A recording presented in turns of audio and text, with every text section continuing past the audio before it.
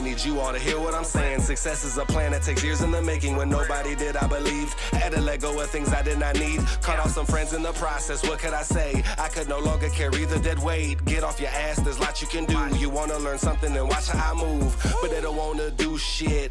They wanna be spoon-fed like a little baby. That shit is crazy, boy. Change up your mindset. I get 3 days worth of work done in just one. 727 mindset is the hustle for us. You get it?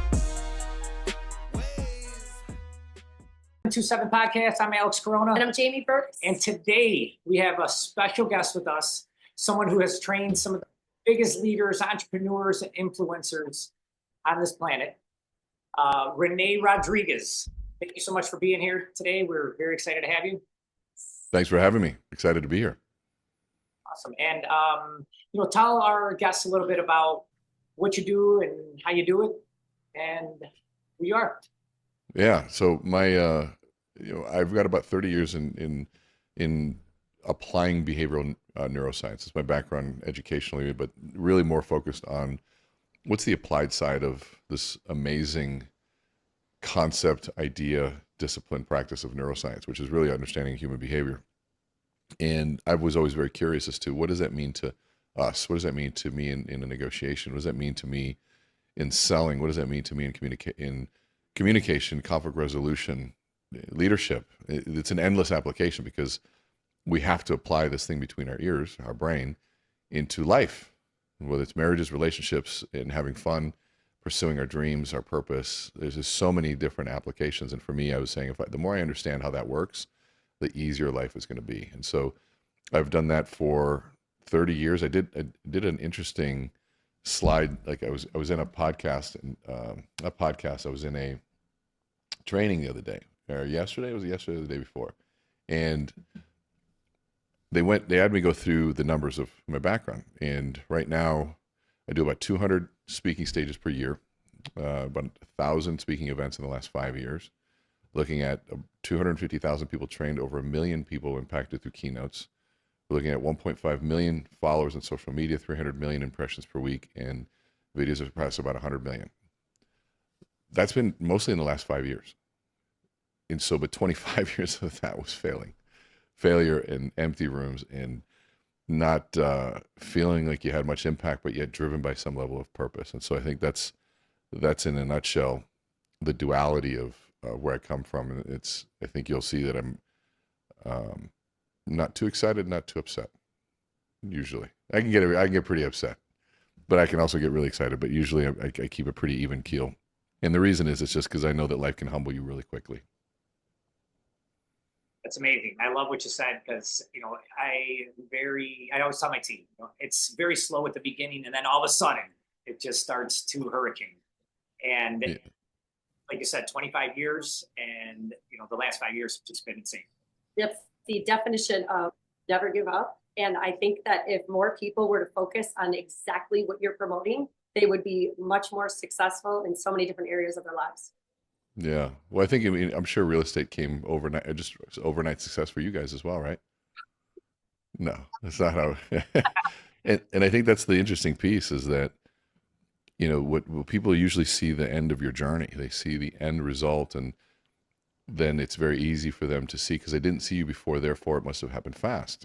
And I took my son to an event a couple years ago, and I said, we're gonna walk this room, 600 CEOs. I want you to notice how no one talks to us. And then we're going to do the keynote, and I'm going to come back and we're going to walk again. You're going to notice there's going to be a line around the corner to sign the book. And I said, so don't confuse either of these with reality. Don't confuse not being seen as reality. Don't confuse a line around the corner with reality. They're both products of things. Understand the reason and the rationale. One, they don't know you. They have different agendas. I'm currently not part of their agenda. Therefore, I probably don't exist to them. Doesn't make them bad people. Doesn't make me worthless. But now they see what I do and promote it in a leveraged fashion. All of a sudden, I might become part of their agenda. I might become a vehicle by which I might be able to help them achieve a goal. So therefore, in their eyes, my value went up in the marketplace. It doesn't make me a better human. It doesn't make me anything other than that. And so when you can remove the emotion from that reality, you can engage in the science a lot easier. What would you say you did different in the last 5 years than the first 25, or did you just keep going? It's probably closer to six. It's probably close to 6 or 7 years. I'm trying to do the math on this, and I would say the biggest thing that I did different was truly putting energy around understanding and creating intentionally a brand. And I did the rest of the work via referral. I was busy for a lot of years. I've been doing a lot of work for a lot of years. I've been good at this work for a lot of years. But a lot of the more visible aspect of what I do has started coming when I got really clear of the brand. And what's interesting about the brand is that I also learned in that process that most people don't understand what a brand is. They think a brand is posting on social media, a logo, color schemes, things like that. But those are brand identities, and they identify with a brand, which is that becomes this sort of elusive thing of what is a brand. And usually they think of a product or service. If you think in terms of cattle ranching, it's that thing that branding iron where you put a brand or a logo, if you will, to claim something. But then you look at the word, the show like Yellowstone. Why did they put that big yellow on their chest? Well, they wanted to be part of something. And so when I realized that brand was 3 very specific things, and I focused my entire career, everything around those 3 things was, 1, it's an emotion that makes a promise that people believe. And so 1 is, what's my brand promise? What's that thing that the moment you see me, the moment you see my talk, what emotion does that elicit, and what can you guarantee and know is going to happen next? And so you look at something like, and probably the best explanation of brand. So Alex, let's go back to the day that you realized Jamie was the girl of your dreams. You wanted to be with her for the rest of your life. You remember that day? It's been a while, yes. Yeah, it was a long time ago, right? So let's go back to that. She goes, day 1, right there. But let's go back, and so we go, okay, so you guys are on a date, and Alex is like, okay, I got to see this girl again. He musters up the courage to say, Jamie, I had a great time tonight. I'd love to see you again. And Jamie plays it cool. She says, you know what, Alex? I'm not sure yet, but I'll let you know. She turns around and stops, comes back and says, but if I do decide to see you again, you have to do it on 1 condition. And Alex is like, tell me. She looks you up and down, Alex, and says, you have to promise me not to wear that suit, because that suit, that's an unfair advantage. She winks at you and walks away. Alex, how are you feeling every time you wear that suit? Not wearing it anymore. What's that? I'm not wearing it anymore, that's for sure. Wait, hold on. She winks at you, looks you up and down, bites her lip and says, that's an unfair advantage. How are you feeling every time you wear that suit? Standing up a little taller. You're buying every color, every part of it. Now, did it have anything to do with the manufacturer? The color, the fit? So none of the value propositions mattered in this moment, did they? Of this suit. What mattered? There was 2 things that mattered. 1, an emotion that it elicited, and a promise it made you. If I wear this suit, I can have the girl of my dreams. And that is what a brand is this promise. And so we look at, where else does that play out? Look at brand Jordan. When I was a kid, I'd lace on my first pair of Jordans, and I knew I could run faster and jump higher. And so could I really? I don't know, probably not. But I felt like I could, and I believed that I could. And so I'd wanted to wear that promise. But really, what is the Jordan promise? If I wear these shoes, I could be like Mike. And so they worked the brand promise even into the tagline, which was brilliant. And so if you look at all the advertising in everything, it never talked about Jordan stitching, the quality of the leather, color. None of that stuff mattered. It mattered watching him fly through the air as graceful as he was, winning the championships, just being Michael Jordan. And I just want to be like Mike.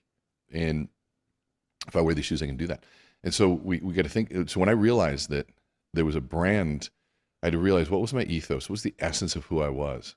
And what we identified was this idea of I was a neuro innovator. That was the archetype that I wanted to live under. And there's 12 different archetypes identified by Carl Jung that branding agencies took over. And you have like Harley Davidson would be the archetype of the rebel. Disney would be the magician. So I was an archetype of a magician, but the sub-archetype would be neuro-innovator, using, innovating with neuroscience. And so everything I did ran through that filter of how do I innovate on neuroscience, and how do I bring it to a way that helps create magic in people's lives, helps them understand the world a little bit better. And if I stuck to that, now, could I do sales training? Yeah, I'd say I'm one of the better sales trainers in the world. Can I do conflict resolution? Yeah, I've done that for 30 years. Change management with some of the world's biggest organizations. But the outward brand was influence. That one piece that encompassed all of it. And then we got very clear on that message. And now people could identify and put their hand on what it was that Rene did. And we just ran with that. That was the biggest change. Amazing. That's a great definition. So I talk about something called your brand box. And it has a lot of the things that you were mentioning, but I think I need to come up with Look something into new. it. Yeah. So when people think Alex, just so you know, they think of real estate shark, and they think of the color blue, Corona blue. So he's done well with that, but this is so much deeper. Yeah, there's lots of the, like I said, lots of the brand box, but Huge. what you're saying is it. Well, I think that there's, when you look back and you look at what promises are you making when I work with the Corona Realty Group, there's a promise existing, which is why you are as successful as you are. Sometimes we have a hard time putting words to it, but there is a promise with it. And with that promise, we can identify so many of the things that are create structure, order, predictability, and more at the end of the day, trust. And that's the trust, is that I can predict the promise. You're going to deliver on the promise that you've given me. But you have to go back and figure out what that work is. And that's part of actually one of the things that we do with a lot of our clients, is help them identify what their brand ethos is, what are their brand promises, and then help build an identity around that. And then how do we deploy it through social media, speaking, podcasts, etc. Right. That's good. Okay, so I have a couple of questions for you. So fear and decision making. Why do so many people freeze when it's time to make big decisions in their life, like maybe buying, investing, starting a business, or just a big decision across the board? Well, I think that paralysis analysis thing that we hear about all the time, think about it this way. If I'll answer that question of why people freeze when those big decisions. If you were to remove risk, would they freeze? Probably not. And so risk represents some sort of fear. And so they don't feel, in essence, safe making that decision. And so then there's a part of the brain that kicks in called the reptilian brain. We call it the system 1. There's all sorts of names that we call this, that is designed to protect you against the unknown. And so when we think about negativity bias, the tendency for us to assume the worst, when we don't know much of the scenario, we will assume the worst in order to protect ourselves, because that way we live longer. That is an ingrained cognitive bias that's within us. But if I've never done an investment before, I don't know the outcome. All I know is that I worked really hard for this money, and I'm going to give it over to other people. Well, why would they want to help me make money? What does that outcome look like? What if I need that money for something? What if all these scenarios? And so if you think about helping somebody make a decision, it's really about how do you help them understand the structure, the order, and the predictability of it to create the sense of trust and confidence that this is the way to go. And so like the fact that you guys are investors is a huge advantage over someone else. It's like, I'll give you an example. That's what we call your ethos would include that you're an investor yourselves. So imagine this. I'll show you the opposite of ethos. I'm doing a workshop on the menstrual cycle and how women are doing it wrong. Jamie, should I do that workshop? Yes, I want to know what I'm doing wrong. Yeah, from a man, right? How about I do a workshop on how to grow thick hair as well? Coachable. Coachable. Yeah. All ideas. That's great. I think, but most women would probably be like, why in the hell would you do that? You've never had a menstrual cycle. It's like, me saying, I'm going to teach you how to grow thick hair, or the trainer who's overweight, the financial advisor who's broken, the real estate agent that doesn't own any homes, the investor real estate agent that doesn't invest in properties. And so you're aligned in your ethos. I'm going to teach you how to do this. Why? Well, because we do that all day long ourselves. That's who I want to learn from, because your ethos is there. And the promise is really who it's in your ethos, the essence of you. And if I look behind you and I see all these investment properties and you go, you're going to show me how to do all that? You've done that before? Done. I'm in. And so that is a big part of who you are, is maybe that promise is when you work with us, we will make investing safe. Why? Because we've already made the mistakes for you. It's like, okay, hold on a second. 'Cause I don't want to invest with somebody who's just trying to figure it out. Hey, I'm trying to figure out this investment game. You want to let me work with you? No. No, thanks. Nothing with your money. Yeah. Yeah. And so, and a lot of times the people who do it really well also become unapproachable to the common investor or the beginner investor, because we're just behind the eight ball. We're not up to your level in that sense. And so, maybe there's something that you say, we're making investing approachable. There's so many different ways that you could really think about creating safety. And when I talk safety, I'm not talking about physical safety. I'm talking about psychological safety.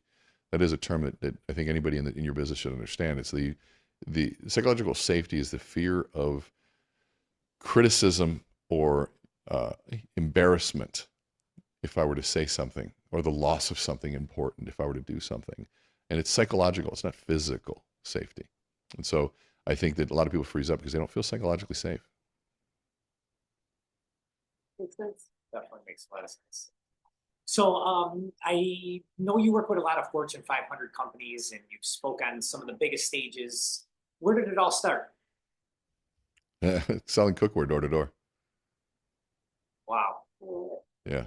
I was playing for my basketball team in college, got cut my sophomore year, and had a conversation with a CEO that was running a very large organization. And I said, what's the one thing that I got to do to be in your shoes when I get older? And looked at me and he smiled. He said, you learn how to sell. If you learn how to sell, you'll always be employed. And I took that to heart and didn't ask any questions. I was 18 years old. I got this letter in the mail, said I've been selected to join this fast-paced sales and marketing company in the health and wellness industry. Sales and marketing, I'm supposed to do that. Health and wellness, I love to work out. This is great. And so I showed up, and it was a mass recruiting to sell cookware. And now my GPA was a 2.7. So I was like, there's no way, it's like, they made a mistake, doesn't matter, I'm showing up. And to get into college, I had to work as a janitor and in the physical plant, cleaning up cigarette butts, toilets, all just stuff to be part of the program, right? And so I had to maintain a 2.0 GPA, all sorts of things. And so I had made more money that previous summer than I'd ever seen, which was $976. I kept it all in ones.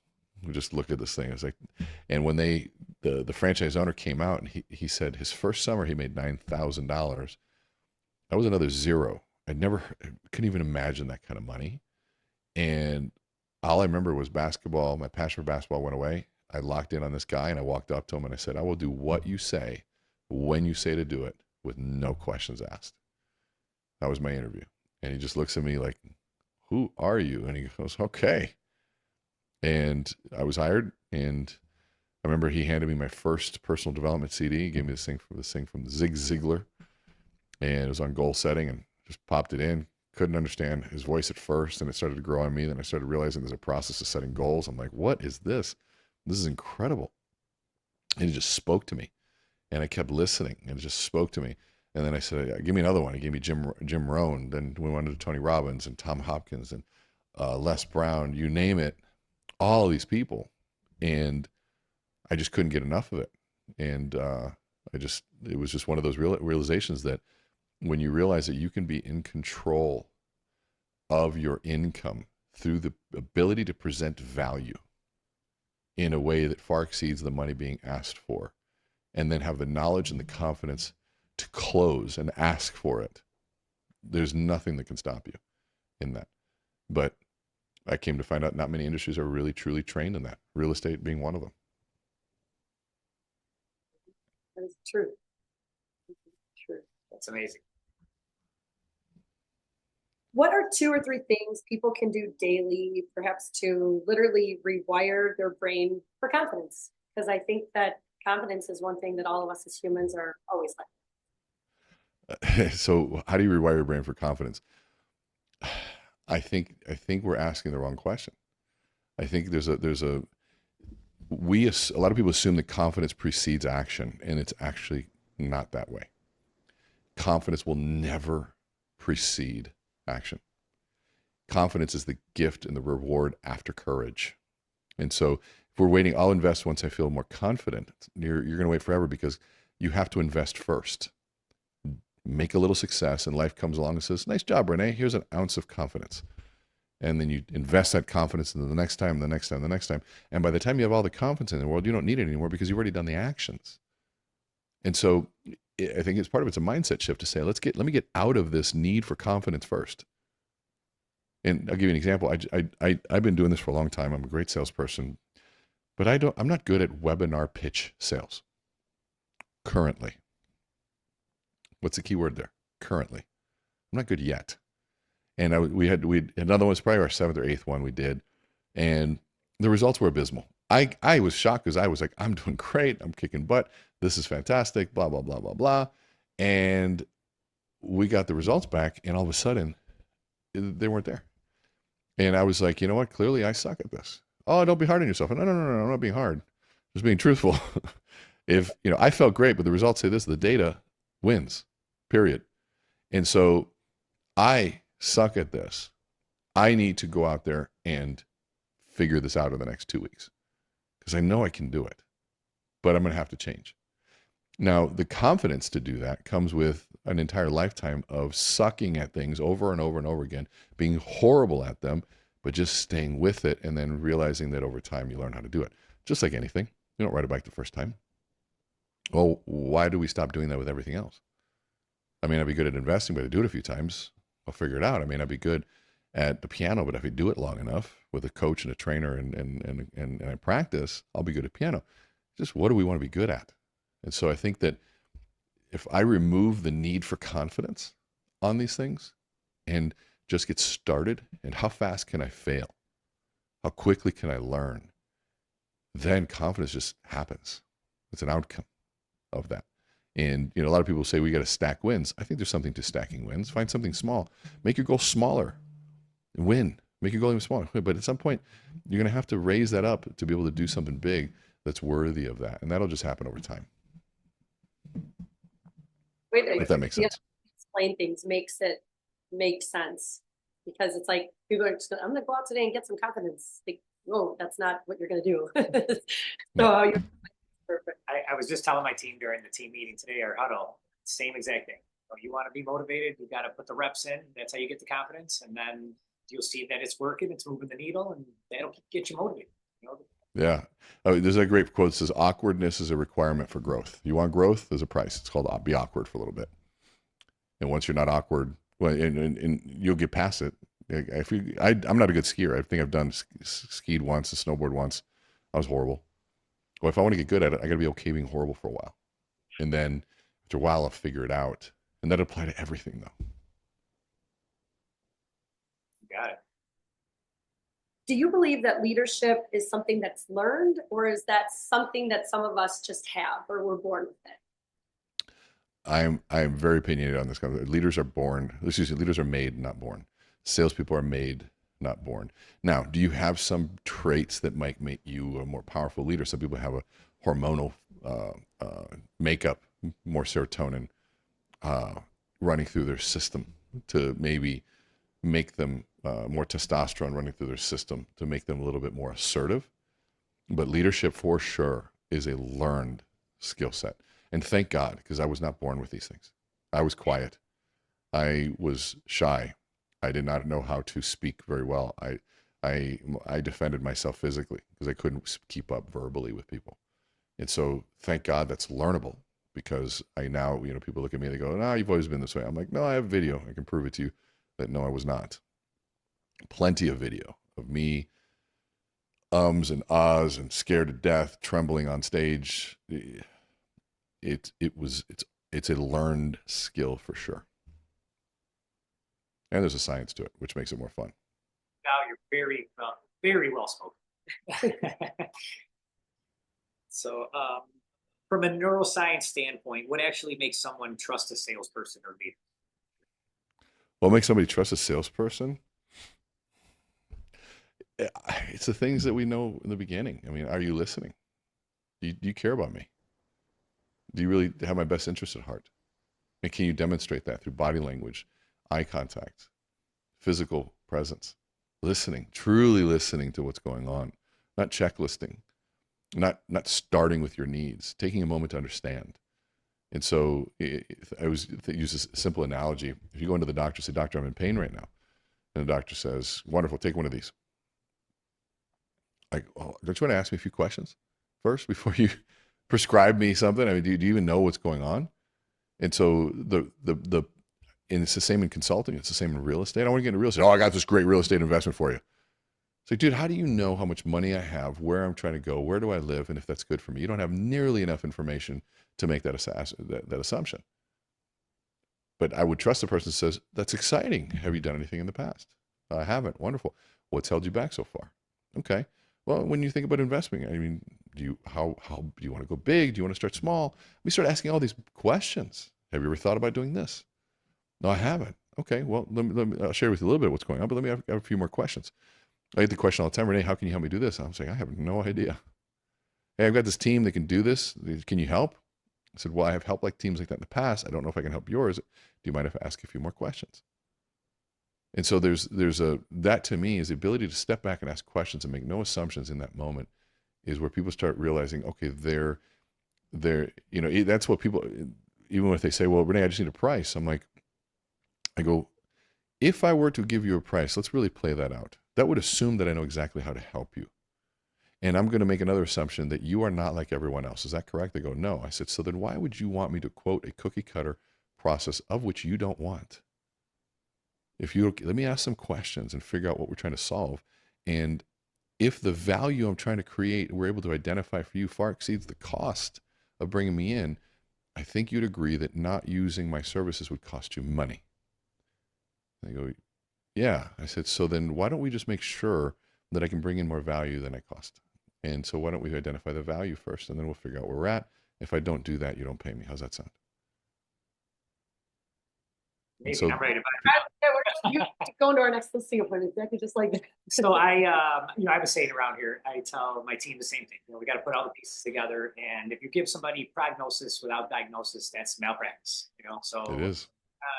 tell anyone anything until you get all the pieces together, ask all the questions. And like you said, it's not about a checklist. You just got to listen. I lean in. I'm listening. I'm focused and locked in. I love that. Yeah, and that's such a great quote. Any particular reasoning that you could give us where some of us thrive under pressure and others completely crumble? Yeah, when we're talking about thriving under pressure or crumbling, there's so many biological reasons for that. And there's narrative reasons, the stories that we tell, the pressures that we build up, and then how our nervous system is already predisposed to being able to address that. So there's a lot of factors involved in that. All I can tell you is that nerves are physical. Whatever the cause is, nerves are physical. And sometimes those physiological responses to the nerves are triggered by illogical causes like phobias. I'm scared of bees. They're not going to kill me. I'm not allergic to them, but I act as if I'm going to die around a bee. But I can get on a stage with no issue. Now, at first that was hard, but walking in front of 6,000, 7,000 people, not a problem. But what's the difference? It's still the same activity. It's the meaning that I associate to that and the prediction that I place on that. And so if I'm predicting potential humiliation, I don't feel ready, that's a very stressful response. And the stress parts of my brain will trigger. And when I get highly stressed, the memory portions of my brain shut down. So I'm not able to remember what I want to say. Why? Because I just want to get out of the situation. When you're in that stressed environment, all you want is out. That's a survival flight, or freeze response. You don't need memory per se of a talk that I was going to give. That is not a priority in that moment because the brain perceives it's going to die. And so the brain has a hierarchy system on that piece. That survival is number one, and anytime that threat of survival is there, or threat of dying in some way, shape, or form is there, it prioritizes the brain in a very different way. And so, people say, I'm not going to die. Well, okay, I know that, but why does the brain think that? Is because that it measures that ability through stress and cortisol. And so there are things that trigger way too much cortisol. And it was designed that way for a very primitive time to keep us alive. But we're in a modern world. We don't have to worry about typically lions and tigers in the boardroom. But we do have to worry about sharks in the boardroom, people taking our money, right? We have to worry about those types of things, people that are scheming, scam artists, people that are taking money. And so that triggers the same cortisol level as a potential physical threat. And we respond physically as well. And so the only solution that I know, and I learned this in talking to a lot of Navy SEALs, is the bridge between those two systems, because it's a battle between two nervous systems, the parasympathetic and the sympathetic. Sympathetic is your excitatory response. Parasympathetic is a relaxed response. Those systems are antagonistic, which means it cannot function at the same time. You can't be excited and relaxed. The lights are on or they're off. Those are antagonistic. And so if I am in sympathetic response, then the only way to parasympathetic response, or what we call system 1 to system 2, is breathing. This is why Navy SEALs made famous Brock's breathing. Breathe in for 4 seconds, hold for 4 seconds, out for 4 seconds, hold for 4 seconds. And they do that while they're performing. Now, it takes a while to practice, but they function out of a very slower functioning brain while everyone else is operating fast. So if you're running fast and I'm running slow, I can watch you do things. Even though time is passing at the same time, I perceive the world slower. And it gives me a massive advantage over you in a highly stressful situation. So it's really about managing biology, managing breathing, getting into that flow state where the discipline and surrender sort of merge in between each other. And that comes through a lot of practice. That comes through a lot of trust. That comes through having experience. That's why a beautiful thing about somebody who's been in the business 20 years versus somebody who's brand new, the 20-year person hopefully will operate differently in that moment because they've been there before. Good. Really good. I love the breathing. We just did a breathing exercise the other day. And last week we were out in San Antonio, and we laid on the ground. It was at a seminar, and they put towels on the ground. We all laid on the ground, did a breathing exercise. I things over our eyes. Yeah, they played, and I've been doing Nice. it every day since. So every morning I'm waking up before I go to the gym. I'm doing some breathing exercises. I've meditated, I've done that for a long time, but I think these breathing exercises are a little different. But I'm going to do exactly what you said.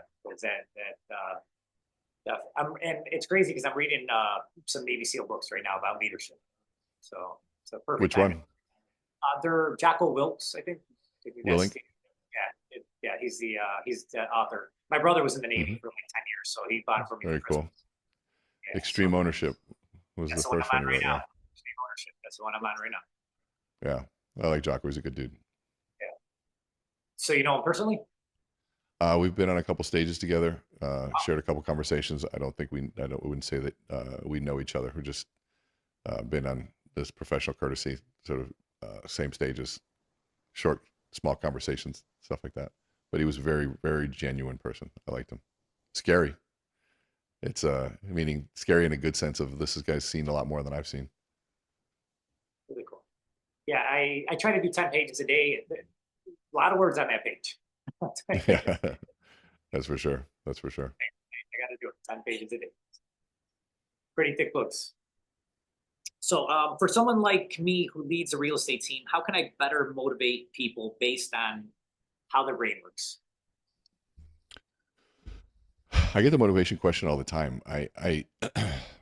The reality of motivation, which I don't like to be called a motivational speaker, is that motivation doesn't last. And we know that. You can go to an event and be like, how many people are excited today? All excited. How many people took notes and things they're going to do? All hands go up. How many people realize they're not going to do anything tomorrow? All hands go back up. I said, isn't that funny? You knew this already. And they laugh. And I said, but are you satisfied with that? Well, I'm not. I go, let's have a different conversation today. Let's really look at this differently and saying, how do we take this current self and bring it to tomorrow? How do we take this current understanding to bring it to tomorrow? And for that to happen, I have to shift how you see reality. I can't do it through emotion and through adrenaline, because the adrenaline will just die off based on the process of homeostasis. And so I have to shift how you see the world. And so motivating you, I think people are already motivated. We just haven't tapped into it there. And so if somebody who might be seen as not motivated, but their daughter's in trouble, they're going to get up and fix things right away. They have the ability to get up and do. They just haven't put it together in this scenario yet. And so sometimes we have to help people shift their version of reality, shift the narrative on how they see things. And if they don't believe that they're salespeople, well, then they're not going to act like salespeople. If they're embarrassed to be seen as a salesperson, well, they're not going to engage in the behaviors that identify as a salesperson. If they don't understand that there's a numbers reality to sales, and most of those numbers require rejection, and their narrative is that rejection is bad and I avoid rejection at all costs, they will not put themselves in self-promotional situations. And so it doesn't matter motivation at that point. I got to shift how they view it. And so somebody says, well, how do you shift that? I said, okay, well, I'll tell you two stories. One is one of my, and every good salesperson I've had that, I guarantee you both of you have had something like this happen to you. And he was one of my best salespeople I've ever met. His name is Scott Hardy. And he was telling me about it, him and his best friend. And they were selling financial products, long-term care, insurance, et cetera. And he went to his friend's house for dinner.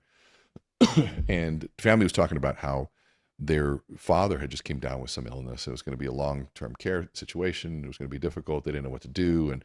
And Scott said, the moment that conversation came up, he goes, my heart sunk to the floor because I knew it was going to happen next. And of course, sure enough, his friend goes, wait a minute, guys, Mom, Dad, Scott has a solution for this. He sells an insurance. It solves this. And of course, like a record scratching at the dinner table, all eyes go on Scott. And I said, Scott, what do you got for us? And he goes, and I had to tell him that I couldn't help them because that policy would have had to be in place prior to diagnosis. He goes, but that wasn't the hard part. The worst part was what the father said next. He looked at me and he said, so were you waiting for something like this to happen before you told me about it? And it was in that moment, he goes, I decided that if I couldn't share what I do with my friends and family, I was in the wrong business. And you don't need motivation for that. You need a connection to the reality of indecision. You need a connection to who you're hurting by not sharing what you're doing. You need a connection that if I don't help this person understand investments in 10 years, they're going to be behind the 8 ball and may not ever be able to retire. And then I got to look at them and say, I could have helped you, but I didn't want to be pushy. I'm not okay with that story. So therefore, I'm going to learn how to do that. That applies to any industry. We did this in karate.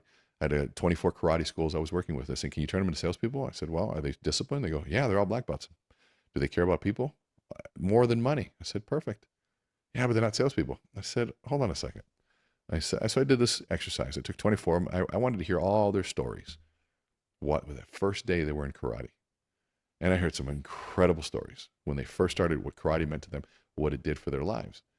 And with one story, Jeanne, she came in and she said, well, I remember it was the first day I was a mom. I was out of shape. My kids were doing their class. I was in sort of that area watching the kids in the stools and the chairs. And Mr. Smith comes in, who's the owner of that franchise or that specific location, throws her a gi and says, 2 for 1 first month. She goes, I was offended. Like, oh, I'm a mother. I'm out of shape. I'm not going to get out there and roll around and make a fool of myself. But he just smiled and walked away. And so I had to do it. And she goes, that was 5 years ago. And she sits up. She goes, now I have a 6-pack. I can walk in anywhere I want, 2nd-degree black belt. I'm not scared of being outside. And so imagine 24 stories like that. And I walked around. I said, wow, this is amazing. I said, let's pretend I have a time machine. I'm going to go back and take those stories out of your life, just that day out of your life. Would you allow me to do that? And they all sit up in their chairs. They go, no way. I said, okay, what if I wanted to buy that day out of your life? I'll pay you $10,000. Anybody want to sell me that day? Nope. 100,000. Nope. $1 million? No. Any amount can get me to buy that. They goes, no, you're not taking that out of my life. I said, isn't that interesting? I go, I've never been in a more selfish group of people in my life. I'll say that to 24 black belts. I have them look at you like you're crazy. I go, you're telling me that this karate did this for you, and you allow someone to come into your dojo, and you don't at least do your best job of trying to explain the value of that? Man, that's selfish. And you just watch this shift, and they solidify it around that idea of saying, wow. I go, either you believe in what you do or you don't. And if you believe in it and you believe the value, then you have a moral obligation to share with this as many people as possible. And they looked at me and they're like, whoa, what happened here? Some people went up to a 98% close ratio. If you walked in their dojo, you were starting. And what happened is in that moment, it's called weaponizing cognitive dissonance. It's like they identified with a certain behavior, and any behavior outside of that identity creates dissonance, creates discomfort. But I just had to shift their identity in that conversation. If I can shift their identity into being salespeople, not being salespeople because they identified salespeople as being bad, but I shift the understanding and the meaning of that as being somebody that's helping somebody save their life, they'll defend that with everything they have. And I got to get them into this program. I got to teach them how this works. When you can do that in real estate, and I do that with real estate all the time. You think you're in real estate? No, you're not. I can start real estate tomorrow. I'll stand outside of a real estate of a apartment complex. I'll have a clipboard in hand, and I'll say, hey, excuse me, Mr. and Mrs. Or so, do you have a second? I'm just doing a quick survey. Some simple questions, if you don't mind. So, number one, do you know what net worth means? And I'm going to get a yes or a no. And if I get a yes, I say, great, what's your definition? I like to hear people's definitions. Oh, that's a great definition. Share with me. I have the same one. But if I hear a no, I'm thinking, interesting, what an opportunity. Now, some people would say, oh, they don't know what net worth means. I go, isn't that interesting? They don't know what net worth means. How exciting for them that they haven't been exposed to this yet. And I said, well, net worth is really, you have assets and liabilities. Assets are things that are worth money. Liabilities are things that you owe. And if your assets are more than your liabilities, the difference between those two would be your net worth. So somebody who's a millionaire or has a net worth of $1 million has more assets and liabilities in excess of $1 million. And they go, oh, okay, cool. I said, now, are you interested in growing your net worth? Of course, everyone's going to say yes. Wonderful. So here's 2 more questions. Are you familiar with the average net worth of somebody who owns a home? No. I said, it's right around $400,000. Now, do you know the average net worth of somebody who rents a home? Rents. Anybody who lives in this place? No. It's right around $10,000. That's over 40 times difference. And so I'm in the business of helping people 44x their net worth. And if you have about 10 or 15 minutes, I would love to explore how we might be able to help you do that. Because here's the best part. It doesn't require any more investment on your part because you're already paying the bill, except you're paying someone else's net worth instead of your own. And that's what I have a passion to do, is to help people get out of that rat race, out of that, what do they call those things? Hamster wheel that goes nowhere. That is what my passion is for. And guess what? Some people will say yes, some people will say no. But I promise you I'll get more yeses than the person that's not doing that. One of the things that we specialize in is turning renters into homeowners, and I am going to use that. Like, Good. Yeah, that is so good. Yeah. I only charge 10 basis points on everything you sell. No problem. I got you. It's worth it. You are embedded, yes. For sure. So yeah, but you see how that shifts though. You elicit an inner motivation, an inner drive towards that versus trying to externally impose that onto somebody in a short-term basis. I knew some of those stats, but how you said it and you framed it, it's that finesse. That finesse. Yeah. It's that was really good. That's so good. So okay. So we got about 4 minutes. I know I don't want to be all your time, so I got. Let me ask one last question. Yes.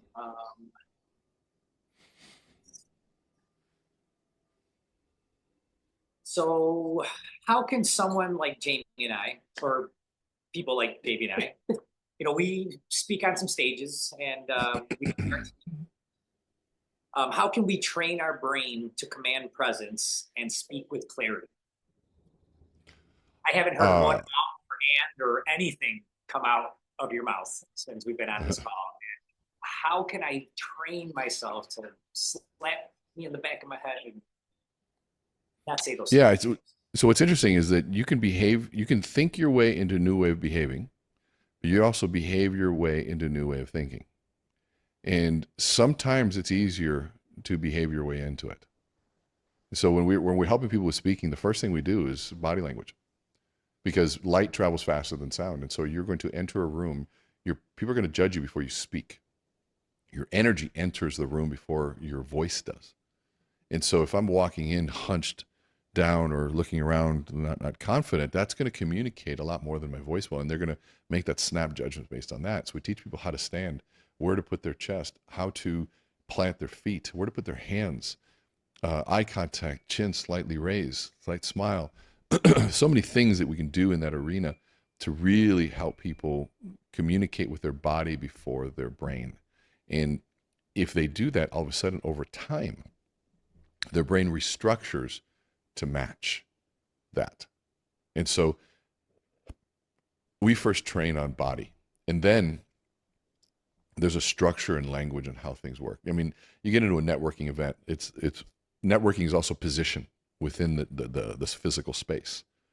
Like where my back is, where I'm at, where I'm standing. Am I pinning someone in a corner, or am I the one having people talk to me?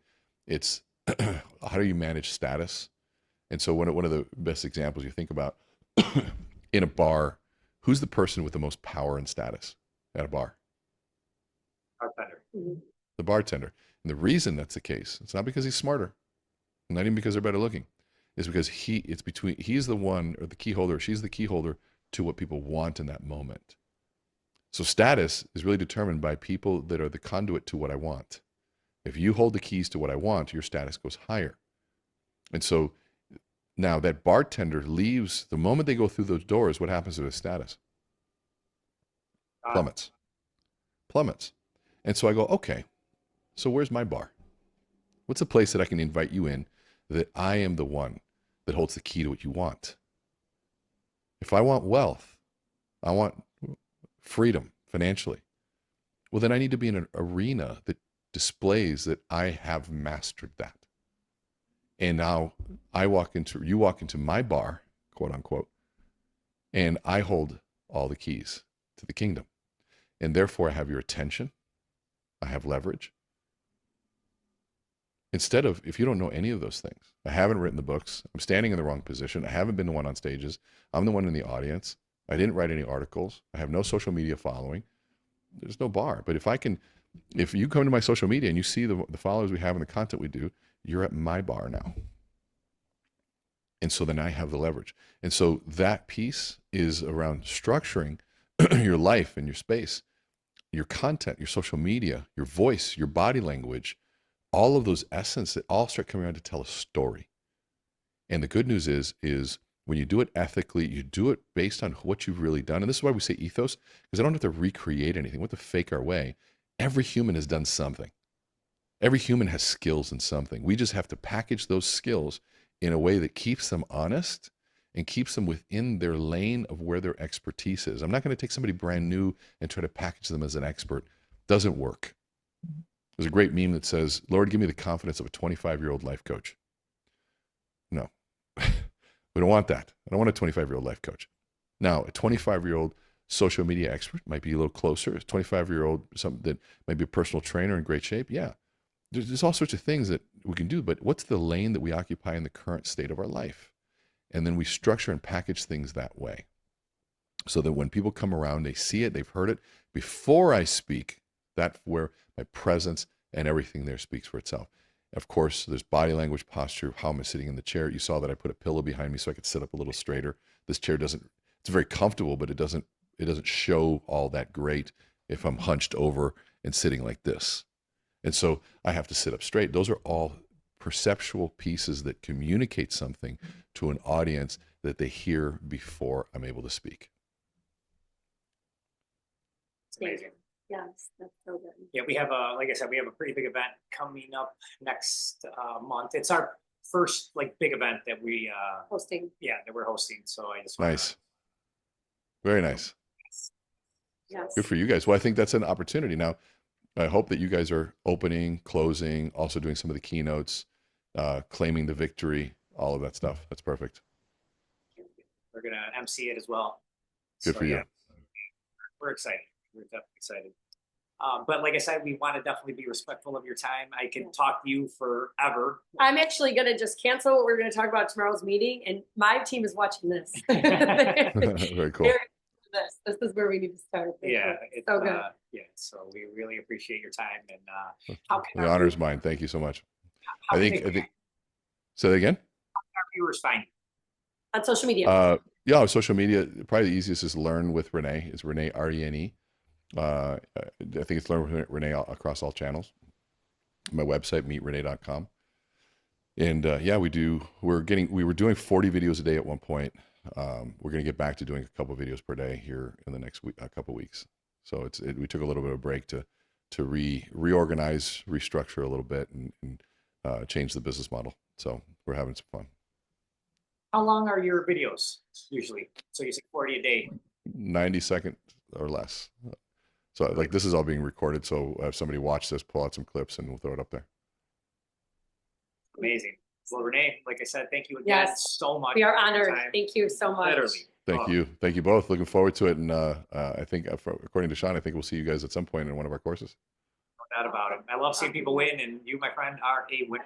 Thank you so much. Well, I appreciate you both, and keep doing what you guys are doing. Keep sharing, because not enough people are sharing how to build wealth this way, and also are doing it themselves. So I think you guys have a massive advantage, and congratulate you guys for all your success and a lot more to come.